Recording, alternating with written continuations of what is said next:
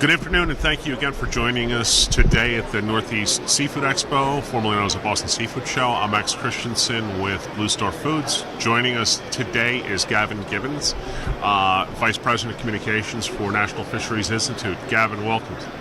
Great, thanks for having me. Appreciate it. No problem at all. So, National Fisheries Institute, 75 years old. Yeah. Why don't you go into a little bit about NFI, National Fisheries Institute, and tell us about it. Tell us about what you folks do.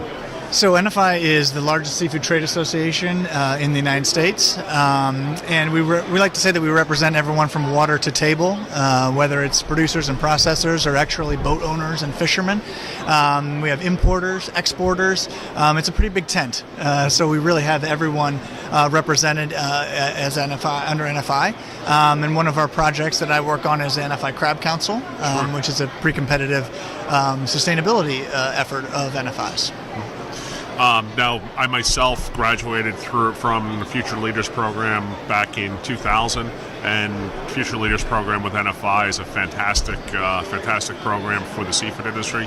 Gavin, please just share a little bit about the Future Leaders Program. Sure. Yeah, Future Leaders is a terrific program that really exposes different members of the seafood community to the community writ large, because I think a lot of people get sort of caught up in where they are and what they're focused on. You know, whether it's a QA director or whether it's someone who is on the floor of a processing facility, and they don't realize that a lot of things go on, for instance, in Washington, D.C., that affect the industry and affect everybody in the industry. So what Future Leaders does is it takes those folks and brings them to Washington as a group and says, this is what lobbying looks like, for instance, for the seafood industry. And then later it takes them to, let's say, Seattle and says, this is what a fish farm looks like. Maybe you're just in wild-caught crab, for instance, from Southeast Asia, but this is what a salmon hatchery looks like. Absolutely. And it really exposes the future leaders of the industry to a wide sort of breadth of what the industry really looks like.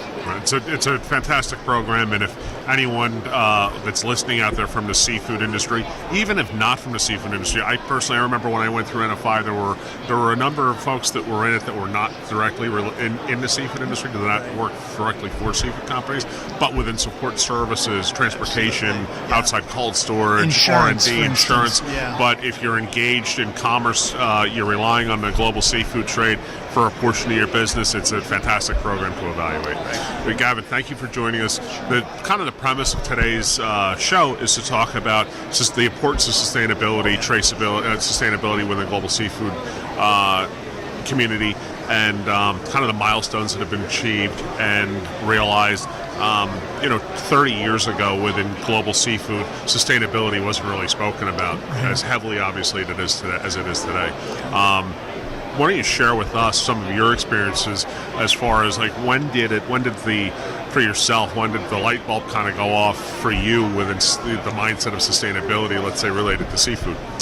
Well, I think that's interesting because everyone, as you said, everyone can sort of trace it back, whether it was 5 years ago or 10 years ago or 15 years ago, where people started saying, I'm not just dealing with an end product here. I'm dealing with a source, and seafood is a globally sourced product. Sure. And so the interest in really looking at the sustainability of the product from the source, not just from the shelf, probably started to,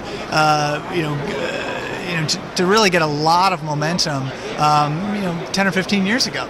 From our perspective, from NFI's perspective, that's when we were first getting involved in creating the NFI Crab Council. And that's when companies started saying, look, the resource itself needs to be protected and used properly. Absolutely. But the communities that actually source the products are part of that sustainability also.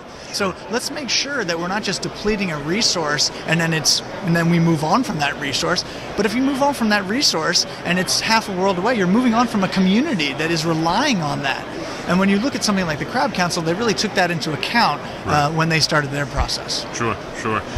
So within that vein, what's been one of the greatest milestones that you've seen happen over the past 10 to 15 years within sustainability initiatives, or within global seafood, or awareness around it? Awareness, sure. I think that's interesting because I would look at something that is newer rather than something that's older. If you look at the Global Seafood Sustainability Initiative, GSSI, sure. What you have is a benchmarking system, finally, that says we've got lots and lots of different certifications and seals that say this product is sustainable. But is it really? Sure.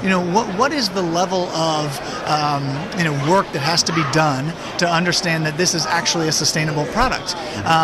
It's not just a seal on a can; it's the work behind it that determines whether it's sustainable or not. And GSSI has basically said we're going to translate that for people. We're going to take all of that work that's been done over the last 5, 10, 15 years, and we're going to translate it for you and say, yeah, this is credible and this is not credible. And I think that's a big deal. I mean, that's really a big deal because we're sort of shining the light back on ourselves and saying, what's the real sense of sustainability that we get for these products, or the product that has this seal on it, for instance. Oh, so our own benchmarking system and checks and balances and, all that report card, so to speak. Absolutely. I mean, it takes a really sort of mature sustainability understanding to be able to turn that light on yourself.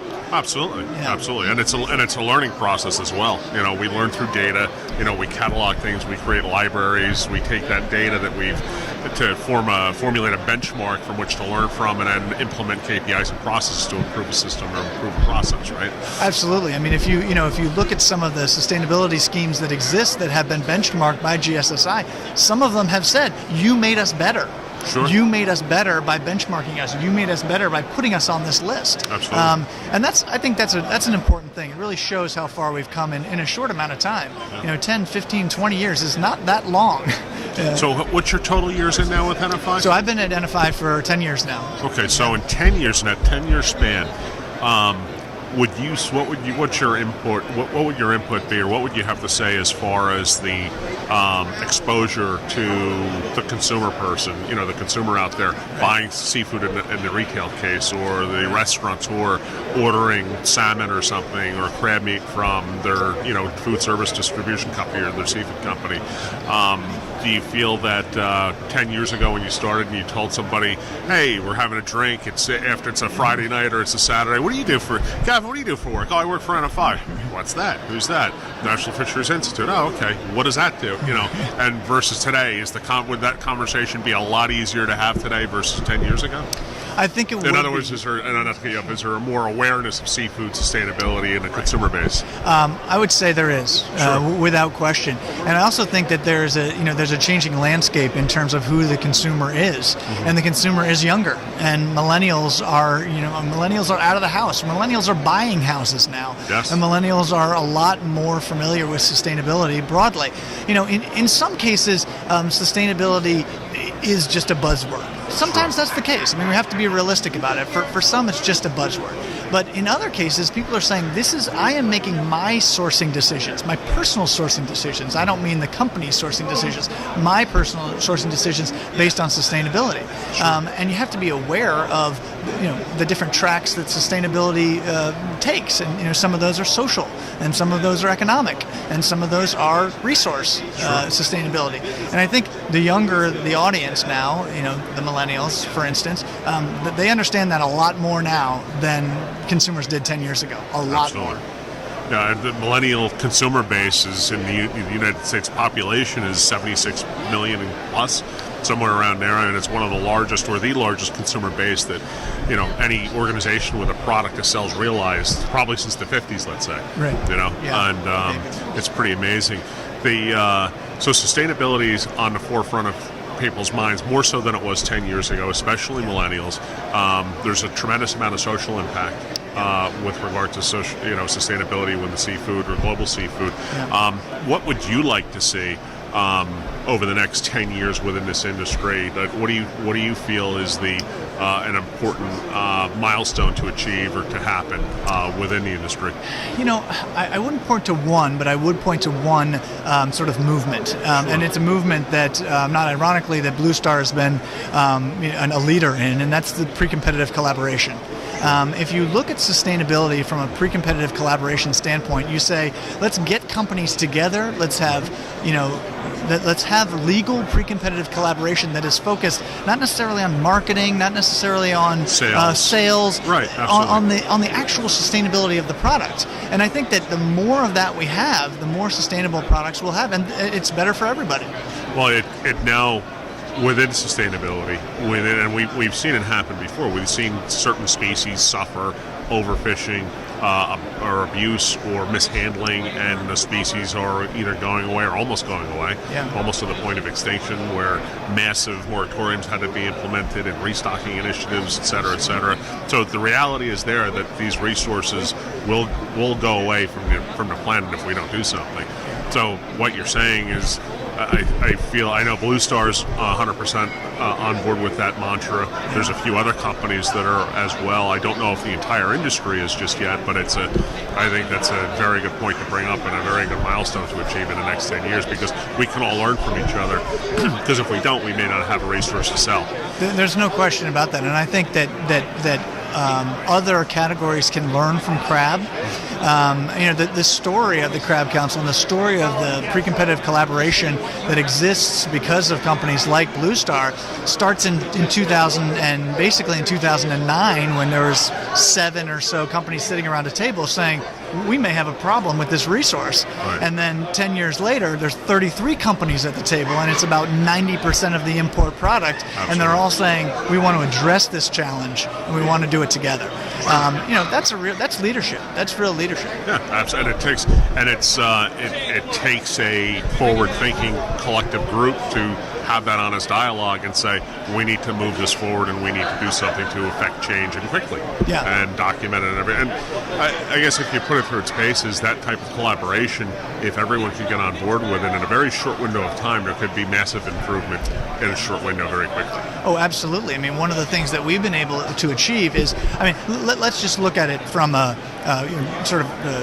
seminal perspective. Sure. They tax themselves, these companies tax themselves, and then put that money into a pot, and then put that money into sustainability projects back in the home country where the resource is. That's a great thing. Sure. But they also impose policies upon themselves. These are policies that are not even regulation. These are, they are leading the regulators oftentimes in these countries to say the minimum size should be this. We want to move up the minimum size. We don't want anyone taking buried females. Right. How about this? Let's make a minimum weight also. That type of pre-competitive collaboration doesn't cost a dime and can be hugely impactful. Oh, absolutely. Because now all of a sudden, we see a direct correlation of, specific to blue swimming crab, we see a direct correlation of improper harvesting and, a boom and bust reality of things and whatever, because of, yields per one meat category, et cetera. Yeah, it's extremely impactful. And I'm sure that transcends into several other species as well. Not being knowledgeable within those, I'm not going to go out on a limb and start to throw darts at the dartboard and say, okay, well, maybe salmon could be better if they next? only harvested 8-pound salmons versus 6. I don't know. I'm not knowledgeable within that species for right now, but I'm sure there's a lot of transition of that same mindset that happens.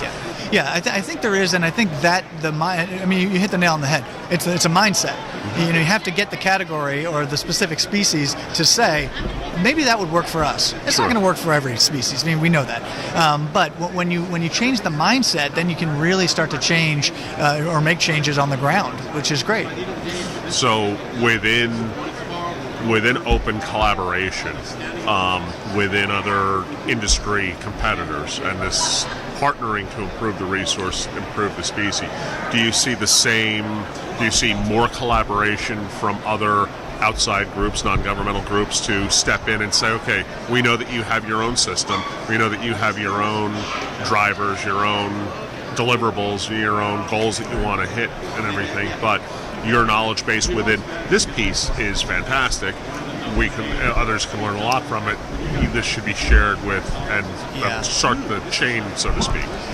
There's no question. There's been an evolution, not only in thinking but also in actions inside these categories with respect to, as you noted, NGO collaboration.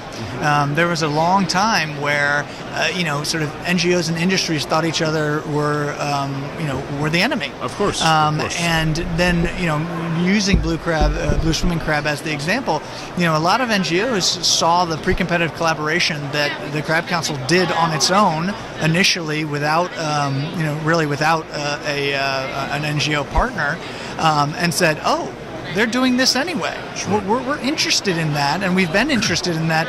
Why wouldn't we partner with industry when they're already doing it and funding it? Right. And so some of those NGOs started to say, wait a minute, we want to put our money where our mouth is. And they started to contribute directly to the Crab Council, to the work that was being done on the ground.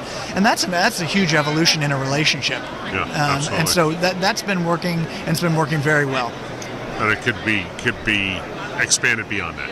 Oh, absolutely. Yeah, without question. I mean, I think we could see that, not just in other, categories, meaning other species, but that could happen in other industries even. Do you think that? I mean, you're involved with other seafood companies daily, weekly. You hear and see what others are doing, and not only within the crab species, but other species, just because you're so connected to NFI and connected to the industry that way. So you have a very good bandwidth of what's going on or what's coming out, company to company. Do you feel that all of these? Do you feel that the lion's share of the industry is ready to take that step forward, or do you think maybe people need a little bit of a push? I think that I think the answer is yes. I think they are prepared to. But I don't think every single species needs it, right? Sure. I mean, if you think about, some species, their sustainability story is not as dire, quite frankly, as the blue swimming crab was. The history of the blue swimming crab story is that these companies that used to source from the Chesapeake Bay looked at what was happening in Southeast Asia and said, wait a minute, this looks like what happened in the Chesapeake Bay. Right. And we already know that that's a bad trajectory. Absolutely. So we want to address that before it becomes the Chesapeake Bay. Mm-hmm. And so not everybody has that sort of bellwether ahead of them, and not every category has that. Of course, so not every single species or every single category, needs a robust pre-competitive collaboration sustainability effort. Right. But they need to look at themselves and say, could we benefit from that? Sure. And I think just about all of them, certainly all of the ones that I come in contact with, have had that discussion. Sure. Which is, again, we're talking about evolution, which is a huge evolution from 10 years ago. Oh yeah, absolutely. With back to blue swimming crab and that specific species, do you feel that aside from, we're all aware that there's excessively more effort that needs to be put into it, there needs to be more change initiated, more better things coming out of it, faster, to keep the species from dwindling and everything along those lines, to avoid the Chesapeake Bay example. Right. Do you think that that's attainable in the next year, 2 years, 3 years, 5 years? I mean, you've seen everything from all different groups. Again, you have this good knowledge base. Do you think it's attainable in 2 years, 3? What would you say the timeline would be? I wouldn't put a timeline on it, and this is why. Okay. Because I was actually having a discussion yesterday with one of our in-country partners. Sure. From one of the 6 countries where we have blue swimming crab FIPS. Mm-hmm. And one of the things that they said to us was that they were looking at a timeline in order to essentially wrap up the project. Okay. And they said, we think that we can meet these MSC benchmarks, MSC standards, by, let's just say it was a year or something, and then we would be able to conclude the project. Right. And our message to them was, it's not going to be concluded. We're not done yet. We're not done. We're not done. The sea is not black with blue swimming crabs. Is that what we're trying to say? That's right. When you have the right biomass and you have the right catch coming in, that's great. That's what we're interested in. But we want you to continue to focus on the sustainability of blue swimming crab essentially in perpetuity. We'd love to be able to say the project has been completed and we move on, but we have to be careful about that mentality because you don't want to then leave something behind. Sure. So restocking initiatives, you think those are viable within blue swimming crab? Restocking, when we talk about restocking, that's something that we really want people to understand what it is we're talking about, because initially there was something that called the put and take method, or the put and take, sort of, that was the structure around it, which means we're going to grow some little crabs, we're going to put them in the water, and then we're going to come back later and take them. Sure. And that's going to be us restocking. Okay. That is not restocking. That does not work. We know now that does not work. That does not increase the brood stock. That does not increase the longevity of the stock. What it does is it gets you some crabs, and it also feeds those little crabs to other predators that are in the water. So as soon as we realize that the long-term process of restocking has to do with literally 2 and 3 generations later, then we start probably focusing on the right science-based initiatives. And those science-based initiatives are things that we're looking at right now.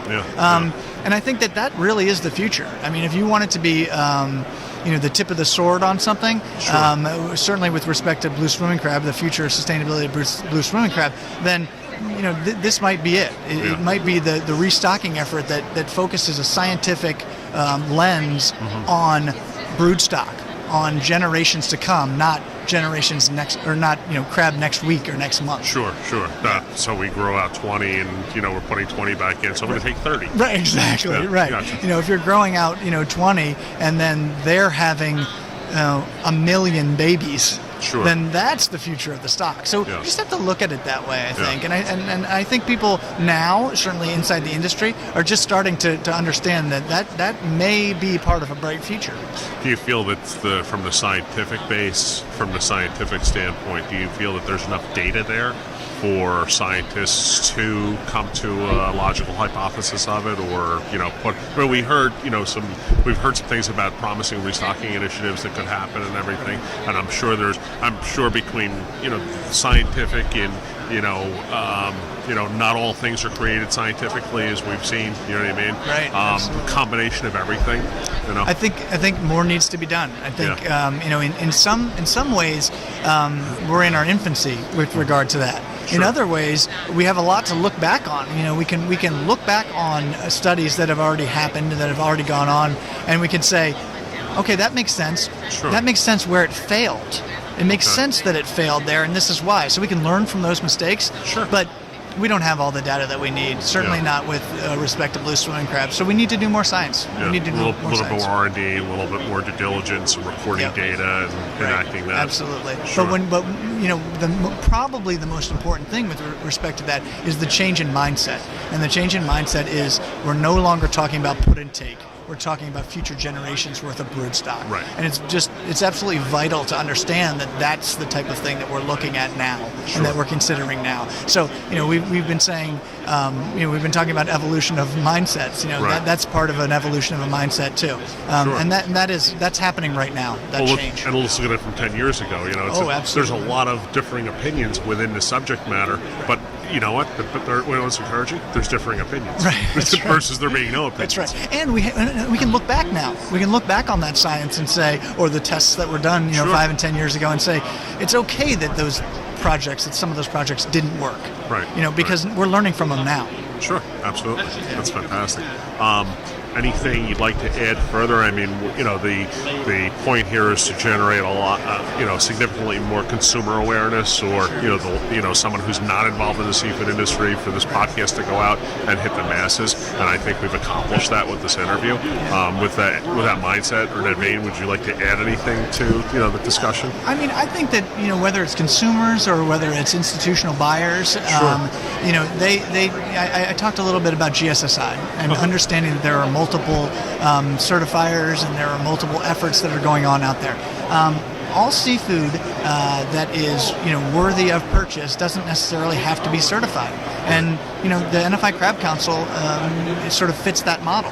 Sure. If you're a consumer or you're a buyer and you turn the crab can around and you see NFI Crab Council logo on there, what you should know is that 2 cents of every pound that's imported goes directly back into efforts to ensure the sustainability of blue swimming crab. And that's a great thing, and that should absolutely. make consumers feel good about it. It should make institutional buyers feel good about purchasing that particular product. Is everything fixed? Is everything great? Is the sustainability, as you said, is the sea blue with crab, and you can walk across them? No. It's not that, No. but we're certainly, making the right efforts and funding the right things. And this is industry. This is, pre-competitive collaboration inside the industry, who is going out and seeking these NGO funding partners that we have. The Moore Foundation, the Walton Foundation, Seafood Industry Research Council has funded us. The World Bank has funded us. Sure. This is a strong partnership, and it's available for customers with that label on the can. Absolutely. And we had done previously today, we had done some interviews with our own staff who, as all of our work within FIPS, within Indonesia, and everything we've done with regard to improvement projects with blue swimming crab, and not just our organization, but not just Blue Star, but other companies as well. We have a very good base of brilliant people that are working at these initiatives and making them happen, globally as an industry, and it's really encouraging to see that. And I don't know that the American public realizes that. It's interesting because when you talk about industry, sometimes industry is it's a negative term, and people will say, oh well, big industry is I don't know, they're conspiring against me, or they're out to sort of rape the oceans and take the product. The reality is, inside industry, we have brilliant people who really understand, not just the biology of the crab, for instance, but the impact on the community, the social impact, social impact, and only the industry is on the ground every day, all day, working in those communities. So I think, to your point, the best minds are already at the table.